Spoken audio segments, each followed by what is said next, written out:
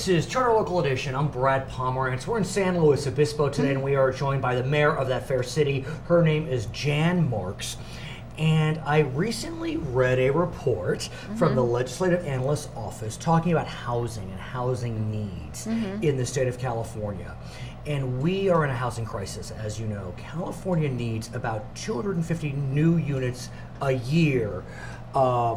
And most of those new units that it needs are on the coast. And I know that San Luis Obispo is working to be a part of that solution. So talk to me about what San Luis Obispo is doing.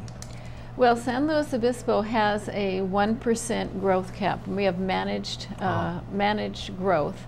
However, since the great downturn in 2008, we haven't even gotten up to 1/4% in terms of new units. So does the lack of hitting that cap add up?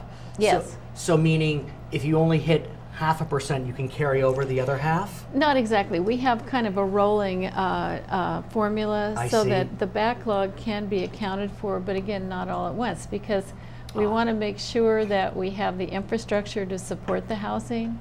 However, we're committed to providing more housing for our residents, and right now we have approximately 1,450 units under development and have been approved permitted. Or that have been permitted. That have been permitted. That's a and good number. Are ready to go. And of those, 250 are affordable I units. want to break it out if we can, because I Yeah. want to talk about the units that are market rate units. Okay. Market rate is a challenge in California. You know, we think about the fact that the average California home costs $440,000.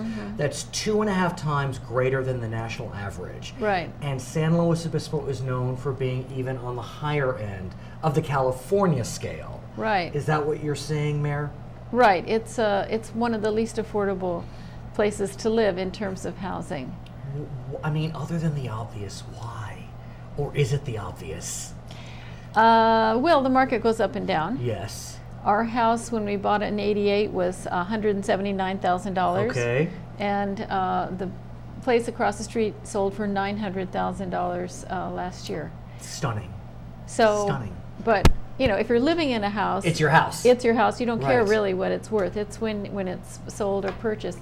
So Partly, what are you partly doing? it has to Please. do with demand Right. and scarcity. So it's it's supply and demand. So by adding these 1,400 units, what does that do to the supply and demand formula? I mean, is there such a pent-up desire for housing in San Luis Obispo that these will be snapped up quickly? Or are you hoping that by adding these, it will decrease pressure and maybe the pricing can bottom, or not, I shouldn't say bottom out, but hit a more palpable target? Well, the city has no control over Well the stated. housing market, but in general, we have a problem because we have about 100,000 people during the day in our city and about 45,000 at night. So we have this, we're a jobs magnet. So we have all this commuting going on, and we have a jobs housing imbalance. So we're trying to right that by providing more housing units. So in terms of the market housing, are they a mix of market housing units? Yes. Aside from the affordable units, but maybe some 2 bedrooms, some 3 bedrooms, some 5 bedrooms. Are you looking to spread it out in such a way that you can attract all income ranges? Right. Some of it is multifamily. Some of it is what we call R2, R1. And, the city is not interested in a sprawl type development. So everything that we're doing is infill. That means that we're looking at more density. In the truest sense, density, multi-use density? I mean, may you see a complex in San Luis Obispo where the top floors are condos, the bottom floor is a Starbucks?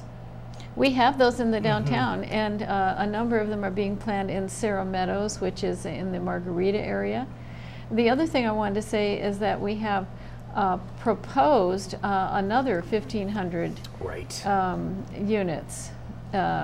And these are going through the application process. So it's in the Orcutt area, in the Avila Ranch area, and in the what we call the San Luis Ranch area, which used to be the Delidio property. Can we speak about affordable housing? Yes. Because that has become quite a source of frustration. As you know, in the days of redevelopment, certain cities were allowed, if they chose, to set aside tax increment money for affordable housing incentives. Those days are done. Right. What we do know is that the state Senate recently, both Democrats and Republicans, came together to float the idea of a bond, $2 billion bond.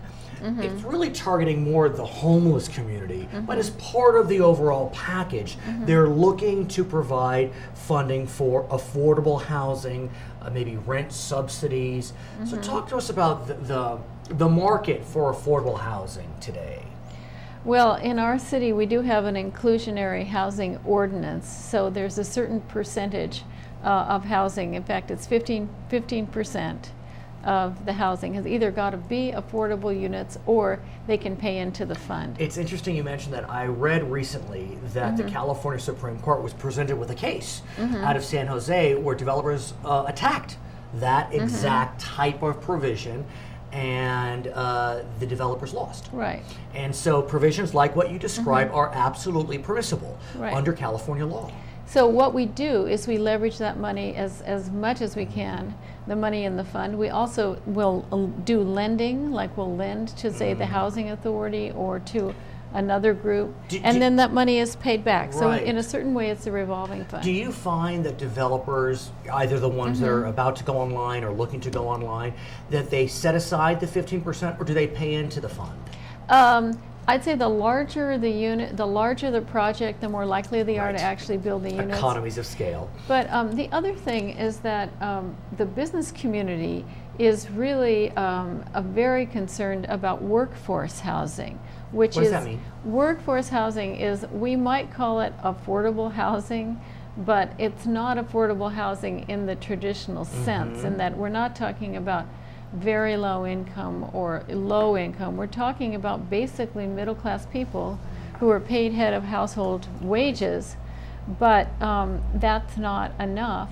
And given the fact that credit is still pretty tight, it's not really enough to afford to purchase a home. So young people starting out, young professionals starting out, tough. And you think about Cal Poly San Luis Obispo, where so many students come from throughout the state, and they want to stay. Right. And how do they stay if they can't afford housing? Right. Or even Cal Poly faculty, teachers, firefighters, police officers. You know, really the people in the middle class. Sure. You know, definition, who really hold society together in so many ways, and we want to be able to allow them to live in our community. So when you look at the 1,500 that will come online, the 1,500 that you hope will come online, do you feel as if the mix in this particular Central Coast community is such that there will be a range of options, traditional affordable housing as well as, we'll call it workforce housing, and then housing at market rate?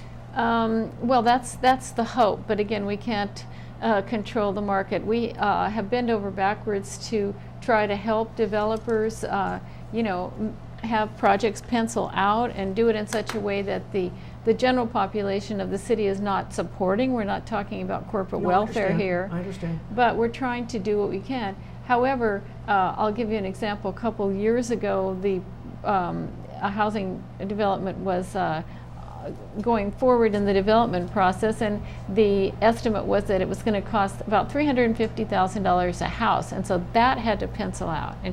When they actually went to sell the units, they were selling for $700,000. So it ended up being a windfall for the developer. But you don't know when you know. You'll come back and we'll talk more about it. She is Jan Marx. I'm Brad Pomerance. This is Charter Local Edition.